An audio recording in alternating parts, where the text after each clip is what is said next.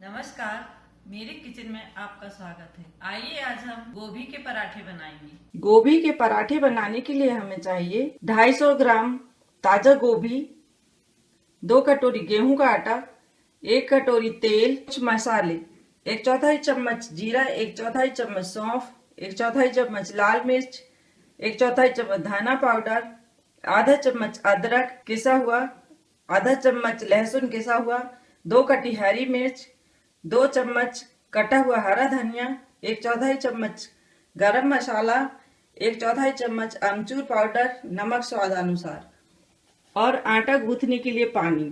हमने गोभी को अच्छी तरह से साफ करके धो लिया है। अब हम इसको किसनी से किस लेते हैं। इस तरह से हमने फूल गोभी को बारीक किस लिया है। सबसे पहले गेहूं का आटा डालेंगे और अब हम इसमें सारे मसाले डाल देंगे। इस तरह से हमने आटे में सारे मसाले डालकर रखे हैं। अब इसमें सारे मसाले मिल गए हैं। अब हम इसमें गोभी डालेंगे। डालने के बाद अब हम इससे आटा लगाएंगे। आपको पसंद हो तो आप गोभी के पराठे में अजवाइन भी डाल सकते हैं। इस तरह से गोभी और आटा अच्छी तरह से मिक्स कर लें और थोड़ा थोड़ा पानी डालते हुए आटा लगाएं। ध्यान रखिए कि पानी इकट्ठा ना डालें।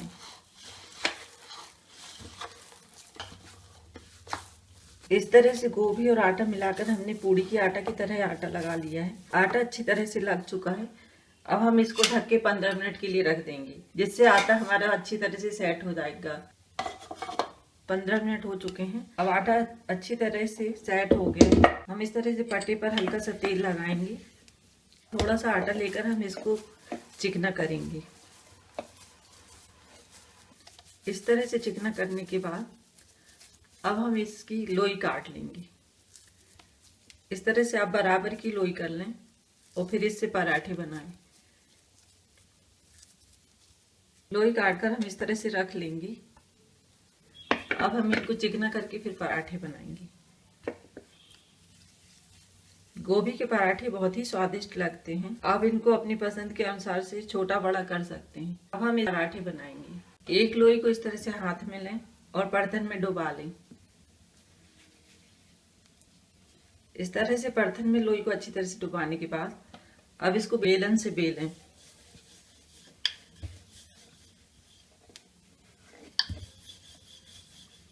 इस तरह से हल्के हाथों से पराठा बेलें। ध्यान रखें कि गोभी का पराठा बहुत पतला ना बेलें। इस तरह से हमारा पराठा बेल गया है। अब हम इसको सेकेंगे। तवा गरम हो चुका है।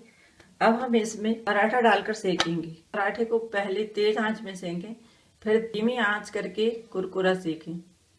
अब हम इसको 2 मिनट सेकने के बाद फिर पलट कर सेकेंगे। अब यह पराठा जब तक सिकेगा तब तक हम दूसरा पराठा बनाते हैं। लोई को अच्छी तरह से चिकना करके आटे में डुबा लें।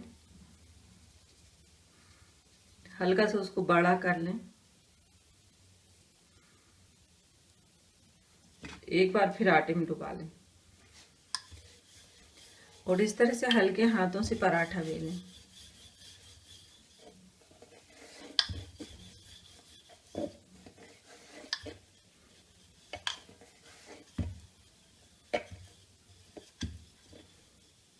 अब पराठा अच्छी तरह से बेल गया है। हम इसी तरह से सारे पराठे बेलेंगे। अब पराठा हल्का सा सिक चुका है। अब हम इसको पलट देते हैं। इस तरह से पलटने के बाद अब हम पराठे में चम्मच से तेल डालकर पूरे पराठे में फैलाएंगे